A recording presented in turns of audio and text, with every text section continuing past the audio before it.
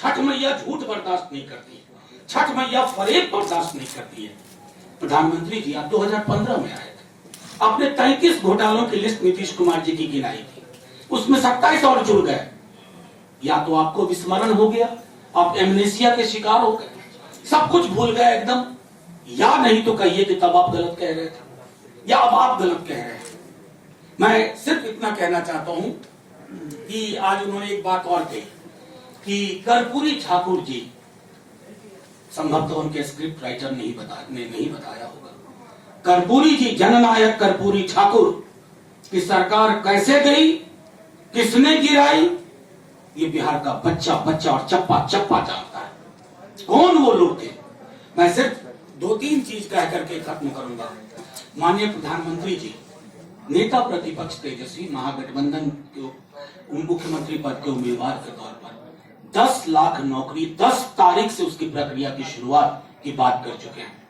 या तो आप कहिए कि आप 12 लाख सरकारी नौकरी देंगे, या फिर थपथपाइए कि पहली बार इस देश में चुनाव बीते कुछ वर्षों में नौकरी पर बात हो रही है।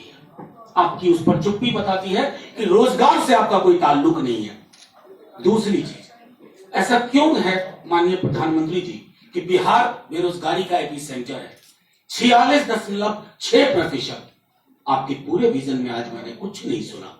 माफी के साथ कहता हूं, बिहार इंतजार कर रहा था। आप कहेंगे कि विशेष राज्य का पैकेज बिहार पिछड़ा है। आपके अमिताभ कांत जी ने कहा कि बिहार के पिछड़ेपन की वजह से देश पिछड़ा हुआ है। तो प्रधानमंत्री जी, आज विशेष राज्य के पैकेज में ये कोताही क्यों, ये कंजूसी क्यों? बिहार सिर्फ वोट बैंक नहीं है, बिहारी सिर्फ वोट पैदा करने की मशीन नहीं है।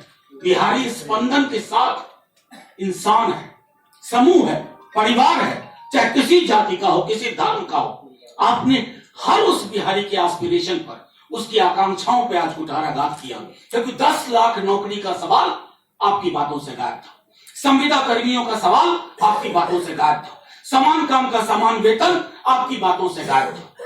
क्यों? जिंदगी किस चीज पे चलेगी? थाली छोटी होती जाए और लोग फिर भी आपके ऑर्केस्ट्रा में शामिल होकर के तो ही बजाएं, वो नहीं बिहार को मंजूर है। बिहार को एक सकारात्मक सोच वाली सरकार चाहिए। नेता प्रतिपक्ष ने सुबह कहा था कि कुपोषण को लेकर के नजरिया, अब बिहार की हालत देख लीजिए। कुपोषण, नीति आयोग का एक भी आंकड़ा, खुद माननीय प्रधानमंत्री जी के माता काम करने वाला नीति आयोग, उसमें किसी भी मानव सूचकांक के आंकड़े में बिहार कहीं भी उचले पायदान पे क्यों नहीं? और माननीय प्रधानमंत्री जी, ये आंकड़े विपक्ष ने नहीं पैदा किए, ये आंकड़े आपके नीति आयोग ने पैदा किए हैं, ये आंकड़े आपके 15 वर्षों की शासन की असफलता की निशानी है, ये आंकड़े सुशासन के नाम पे करारा तमाचा है।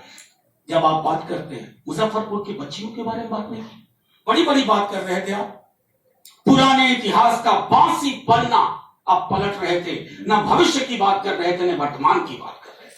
नेता प्रतिपक्ष और हमारा पूरा गठबंधन एक प्रगतिशील विचार के साथ जा रहा है। हम रोजगार की बात कर रहे हैं, संविदा कर्मियों के जीवन सुधारने की बात कर रहे हैं, गांव और शहर के फर्क को मिटाने की कोशिश कर रहे हैं, अस्पताल के सामने कोई अंडर सेक्रेटरी दम न तोड़ दे उसकी बात कर रहे हैं। लेकिन आप क्या बात कर रहे हैं? पुराने इतिहास का बासी पन्ना जो बिहार कतई लेने को तैयार नहीं है। मैं आखिरी टिप्पणी यही करके खत्म करूंगा कि माननीय प्रधानमंत्री जी, आपके आने से पूर्व कुछ विभागों पे यहाँ इनकम टैक्स करेगा। माननीय प्रधानमंत्री जी, आप ये भी जान लीजिए कि जिन घोटालों का जिक्र आप 15 में करके गए थे, उसमें बहुत सारे घोटाले जुड़े हैं। आपकी राजनीतिक मजबूरियां हो सकती हैं, आज मंच पे वो साथ बैठे हैं, मैं कैसे सच बोल दूं, लेकिन आपकी नैतिक मजबूरी ये नहीं होनी चाहिए। आप देश के प्रधानमंत्री हैं। हम बिहार में चुनाव जीतने के बाद आप फिर भी प्रधानमंत्री रहेंगे। नेता प्रतिपक्ष मुख्यमंत्री बनने के बाद आपके पास ज्ञापन लेके जाएंगे विशेष राज्य का दर्जे का, और अगर विशेष राज्य के दर्जे को आपने नहीं माना, आपकी सरकार ने वही हठकर्मिता दिखाई, तो मैं आज दावे के साथ आप तमाम मीडिया वालों के समक्ष कह रहा हूं, जो नेता प्रतिपक्ष कह चुके हैं, आमरण अनशन पे बैठेंगे। क्योंकि बिहार कटोरी लेके विशेष राज्य का खैरात नहीं मांग रहा है। बिहार को हक चाहिए, इस मुल्क के बनने में, उसकी बनावट बुनावट में बिहार का योगदान है। अब केंद्र का काम है कि बिहार की बनावट बुनावट को आगे ले जाने के लिए आप विशेष राज्य का दर्जा दीजिए। हाँ, 3 तारीख को जब आप वापस आइए माननीय प्रधानमंत्री जी, हम राजनीतिक रूप से विरोधी हैं, लेकिन मैं आग्रह करूंगा प्रधानमंत्री जी, संघ सहकारी संघवाद जब आप कहते हैं, कल को हमारी सरकार बनेगी, ये शत्रुता की जुबान नहीं होनी चाहिए, प्रतिस्पर्धी की जुबान हो जाए। और कल तक जब हम मिले ना, तो ये ना याद हो कि आपने कैसी कैसी बातें कही थी, और जो कि मैं समझता हूं चुनाव की हीट में आप बोल गए होंगे। आप भी जब बैठेंगे तो आपको लगेगा कि जब बिहार एक तरह से सोच रहा है, हर जाति की दीवार टूट रही है, लोग एक साझा सरोकार के साथ आगे बढ़ रहे हैं, तो बिहार को जो विजन चाहिए 3 तारीख को जब आए, तो उस विजन के लिए आप विशेष राज्य की बात करें। 10 लाख नौकरी के लिए आप पीठ थपथपा दें कि हाँ नौकरी पे बात हो रही है, संविदा कर्मियों पे बात हो रही है, समान काम समान वेतन पे बात हो रही है, बिजली के दरों को कम करने पे बात हो रही है, पुरानी पेंशन योजना को पुनः बहाल करने की बात हो रही है।